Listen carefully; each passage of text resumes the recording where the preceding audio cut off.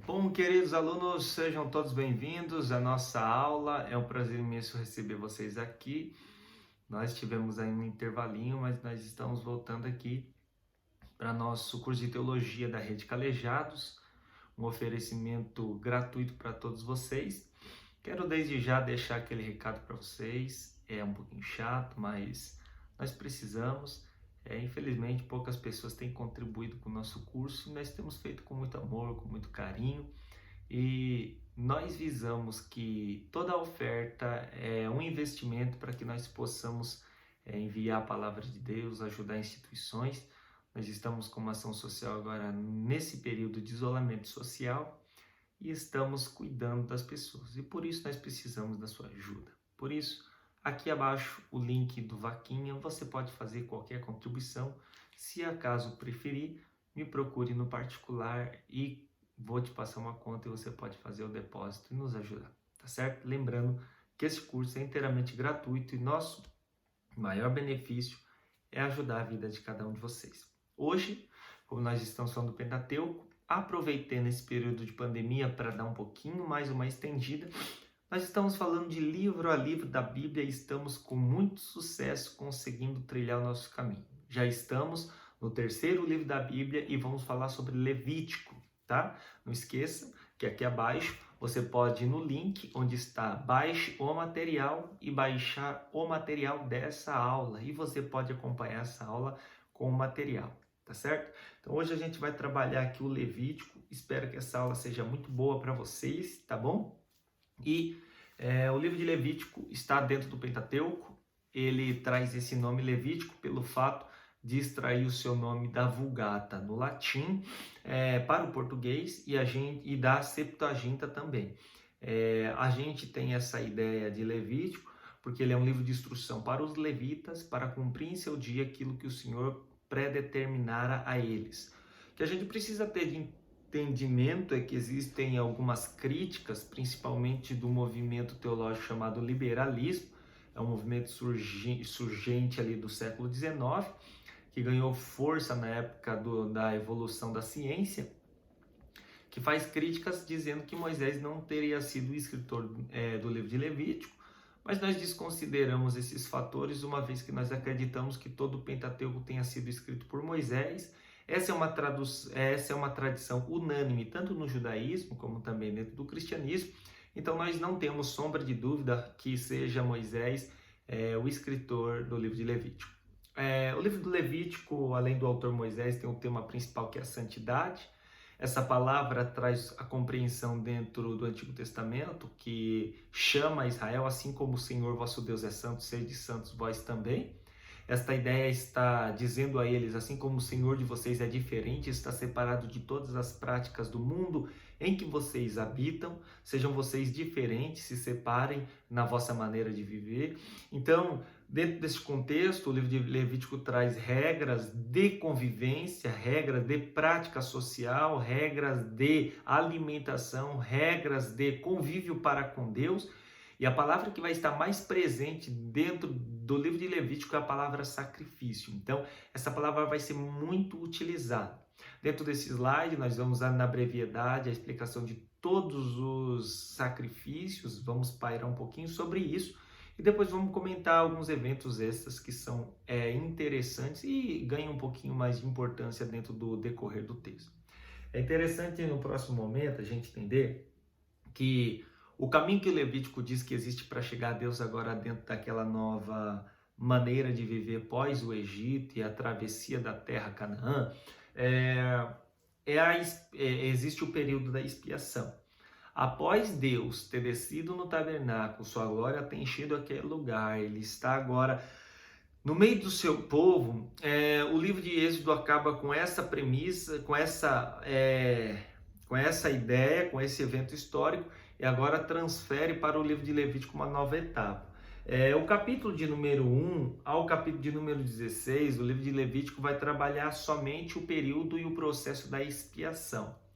A única forma de chegar até Deus no livro de Levítico vai ser a forma de você entregar sacrifícios a Deus. Esta palavra é usada de maneira pejorativa dentro do idioma português, mas dentro do livro de Levítico ela é usada com uma profundidade incrível, claro. Lembrando que aquelas outras religiões também, como as do mundo pérsico, as do mundo também grego, elas podem ter uma abrangência maior nesta palavra, como no campo judaico, porque essas religiões trabalham com sacrifício. No Brasil, a ideia de sacrifício é uma ideia de pejúrio, uma ideia de você estar defraudando alguém, uma ideia de você estar explorando alguma pessoa. Então, para o Brasil, esta ideia de sacrifício pode parecer anomálica, mas dentro do contexto judaico, ela se torna uma via de interesse para relacionamento. Então, como nós fazemos uso da oração e de outras práticas rituais para nos achegarmos a Deus, no livro de Levítico diz que o sacrifício é a oração dos judeus, é a forma de eles se achegarem a Deus e ter um convívio perfeito com Ele. Outra ideia muito profunda que nós temos aqui é que nós temos, em primeiro momento, no que diz respeito à ideia de sacrifício, 8 sacrifícios que vão nos chamar a atenção. Você vai ter o holocausto no capítulo 1, do versículo 17. Vamos ter ofertas de manjares que vão aparecer no capítulo 2, do versículo 1 ao 16. Vamos ter sacrifício pacífico no capítulo 3, do versículo 1 ao 17. Nós vamos ter a oferta por pecado que não seja de forma intencional, que vai estar no capítulo 4, do versículo 1 até o capítulo 5, no versículo 13. Vamos ter a oferta pela culpa, né? A culpa, a confissão das pessoas, que vai estar no capítulo 5, versículo 14, até o capítulo 6, versículo 7. Nós vamos ter os holocaustos e as ofertas sacerdotais, essas já desrespeitarão sua família e todos os levitas que ali estão a trabalhar com ele. Isso estará no capítulo 6, do versículo 8 ao 23. E teremos as ofertas por culpa, né? O pessoal, tendo culpa diante disso, trarão suas ofertas para ser eliminado, né? Esse processo de culpa sobre eles, essa acusação. E no ponto 8 nós teremos a oferta alçada, que é aquela oferta que você vai dar sobejando, né? Uma oferta que você dê um valor extrapolante, um valor acima, né? Uma oferta que vai realmente trazer grandes benefícios para o Senhor e seu tempo. Tá bom. O ponto 2 que a gente vai entender é o caminho para a santidade. Como esse povo entende que ele pode se tornar diferente, né? O Levítico, ele traz essa ideia? Com certeza ele traz. Inclusive, até para o sacerdote, Deus tem uma preocupação individual acerca do sacrifício e da entrega. O próprio sacerdote e sua família, eles tinham um cuidado específico de Deus sobre eles. Entretanto, você vai ver que não cumprindo isso, isso vai culminar em ira, e a ira vai acabar gerando o desfalecimento de 2 personagens muito importantes da família de Arão. Então a gente precisa entender que Deus preparou um caminho para a santidade. A gente não pode sair por aí especulando, e hoje a gente tem um contexto de vida muito conturbado, até as discussões acerca do texto bíblico e suas interpretações, esses movimentos mais modernos, do que diz respeito à religião, né, evangélica, eles têm tentado promover um estilo alternativo de vida, sendo que a Bíblia tem um ponto facultativo a seguir. E a gente não pode fugir das razões e das faculdades que a Bíblia nos dirige a cumprir. Então, diante disso, a Bíblia tem uma prática para chegar à santidade. A gente não pode tentar perverter isso. E diante disso, né, o caminho para chegar à santidade era seguir as regras e sangue ser derramado. O Deus no Antigo Testamento é um Deus que tudo em seu respeito para com a santidade e a purificação está ligado a sangue. O sangue traz uma nova imagem, o sangue traz uma nova perspectiva, o sangue traz uma nova identidade, o sangue traz tudo. Tanto que até no cristianismo nós usamos muito isso, pelo sangue de Jesus, né? O sangue de Jesus tem poder, diziam os evangélicos em tempos anteriores, acerca de entidades maléficas ou coisa do tipo. Então, a gente precisa ter essa identidade. O sangue, ele está muito atrelado ao caminho da santidade no Antigo Testamento. Mas existem normas e rituais a serem cumpridos para que esse povo possa chegar à espiritualidade perfeita, ao caminho da santidade. E o primeiro Deus faz a revelação do sangue. O sangue, você lembra que ele selou a aliança de Deus no Êxodo capítulo 24. Deus fez com que a sua aliança fosse selada com o sangue. A partir desse momento, quando Deus revela o sangue, ele está mostrando que a aliança dele está com os homens. O sangue, ele traz a ideia de um pacto. Todo aquele que estava disposto a derramar sangue por Deus estava disposto a fazer uma aliança com ele. Então, é esse propósito que está Deus revelando o sangue a este povo, mostrando para ele que o sangue traz agora uma nova identidade. Você sabe que a gente, quando fala de sangue, a gente fala de vida. Se tirar o sangue de uma pessoa, o corpo dela morre. Então, essa é a identidade que o texto sagrado está tentando trazer às pessoas, a ideia do sangue. Então, a gente precisa entender, Deus está falando assim, o ponto vital da vida, isto é, o sangue, ele é aquilo que vai ser derramado para mostrar para vocês que através daquele sangue eu estou dando um novo sangue para você, ou seja, eu não estou fazendo uma transfusão física, eu estou fazendo uma transfusão espiritual. Então, isso era interessante, Deus está revelando o sangue para uma nova forma de enxergar a espiritualidade. Outra questão, padrões morais eram necessários. A questão da prática sexual, a questão da maneira de se comportar. Você pode perceber que existem pessoas que têm práticas sexuais que são aberrantes. Tem gente que tem zoofilia, pedofilia, né? Que tem gosto por animais, por fazer sexo com animais, e tem gente que tem gosto em fazer sexo com crianças. E tudo isso Deus faz uma proibição. Outra questão que Deus faz proibição é que eles entendessem que o sexo lá naquela época era uma porta de um relacionamento profundo, porque quando a gente usa a palavra conheceu sua mulher, dá a ideia que ele fez sexo com ela. Essa palavra significa que ele entrou no ponto mais profundo com a pessoa, né? Que é a relação sexual. Deus fala uma palavra muito interessante no Levítico, ele diz, com a prostituta você não vai se deitar, porque o dia que você com ela se deitar, você vai ser uma única carne com ela. É interessante a gente entender aqui, então, que a partir de agora, na leitura do Levítico, a relação sexual faz uma união das duas pessoas que tiverem a relação. Então, o casamento, a partir daquele momento, começava quando tinha essa relação, porque as pessoas se tornavam uma única carne. Então, o Levítico ele traz muito essa abordagem para nós. O ponto 3 que a gente vê aqui é a adoração normal. Então, as formas cotidianas de se portar com Deus, as maneiras de ter uma boa convivência com Ele, as ofertas de incenso para Ele, a maneira de ter uma prática social, o casamento, a família, a educação dos filhos, não é? Tudo isso deveria ser cumprido para você ter uma vida de santidade. E outros pontos que teriam são as consagrações, né? A maneira de nós nos separarmos a Deus e nos entregarmos exclusivamente a Ele, tá? Quando a gente usa a palavra oferta, essa palavra às vezes fica estranha porque no Brasil ela pode se tornar até uma palavra agressiva pelo fato das igrejas neopentecostais usarem muito essa palavra em cultos, né? Você tem cultos que você vai que são tão constrangedores que as pessoas fazem 3 ofertas, 4 ofertas. Então, diante disso, a oferta fica aqui como uma questão de culto e relacionamento.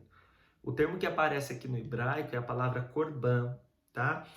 Esse verbo é um cognato de aproximar-se. Então, a palavra oferta e aproximar-se é quase a mesma palavra dentro do texto do Levítico. Então, toda vez que você faz uma oferta, significa que você está querendo se aproximar de Deus dentro do Levítico. E, portanto, o sacrifício é uma forma de se achegar a Deus por forma de entrega. Então, eu estou entregando e eu quero me achegar a Deus. Pode parecer até um pouquinho estranho ao nosso tempo, não é? Mas quanto mais esse povo entregava, mais ele estava perto de Deus. Entretanto, precisa ser enxergado aqui que as ofertas eram vistas, tá? Com cuidado, porque Deus entendia, e nesse propósito aqui, quem recebe a oferta direta é Deus. Hoje a gente, por exemplo, leva uma oferta, coloca na salva de uma igreja, no gasofilaço de outra, quem administra são os tesoureiros, ou o diácono, ou o pastor, ou a comissão de contas. Nesse tempo é o próprio Deus que recebe os sacrifícios, então haveria grande probabilidade dele rejeitar instantaneamente e fulminar pessoas. É o caso do fogo dos filhos de Arão, né? Então, a gente vai entender um pouquinho isso aí mais para frente. As ofertas que a gente tem aí, coloquei para você e eu quero trabalhar essas 5 ofertas aqui para a gente entrar num ponto aqui de desfecho, porque eu não quero que essas aulas sejam muito longas, tá? Uma questão, holocausto. Essa palavra aparece muito e as pessoas às vezes não entendem como deve ser realizado o holocausto. Então, o holocausto aparece nos textos que estão aí. E quais são os tipos de animais que poderiam ser oferecidos no holocausto? Bode, carneiro, boi, pombinha, para quem for pobre, no caso, totalmente queimados e sem defeitos. É um ato voluntário de adoração, expiação pelos pecados involuntários em geral e expressão de devoção, compromisso e completa entrega a Deus. Então, tudo isso era visto para um bom relacionamento. O holocausto era um ato voluntário de expiação pelos seus pecados. Ou seja, toda vez que você queria tirar os pecados de você, você ia lá e oferecia um holocausto. O holocausto era para isso, para que eu não tivesse mais nenhuma dívida com Deus e estivesse completamente purificado. A segunda oferta que a gente tem é a oblação. A oblação ela pode ser feita por outros tipos de elemento. Então, a oblação tem os textos aí que a direcionam para a nossa leitura. E ela pode ser por grãos, flor de farinha, azeite de oliva, incenso, que é assado no solo, né?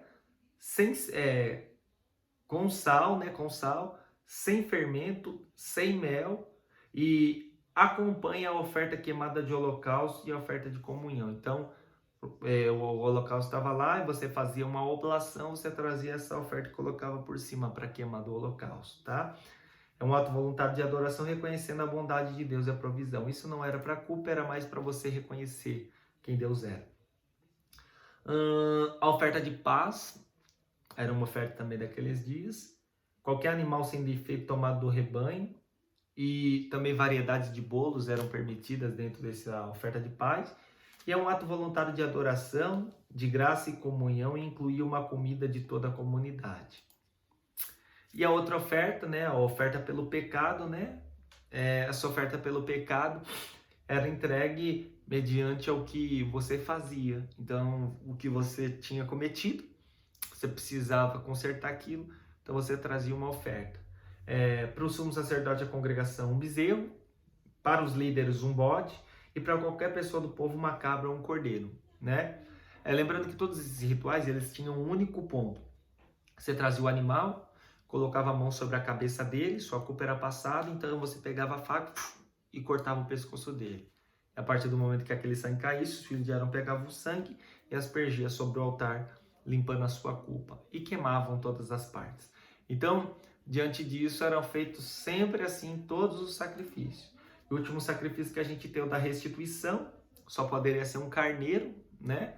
Aí você lembra, restituição, que é a ideia muito paralela ao sacrifício de Jesus, e para expiação de pecados involuntários, que requeriam restituição ou limpeza, fazer restituição a cerca de 20% do corpo. Então, tudo isso acontece dentro do livro de Levítico. É um livro cheio de instruções.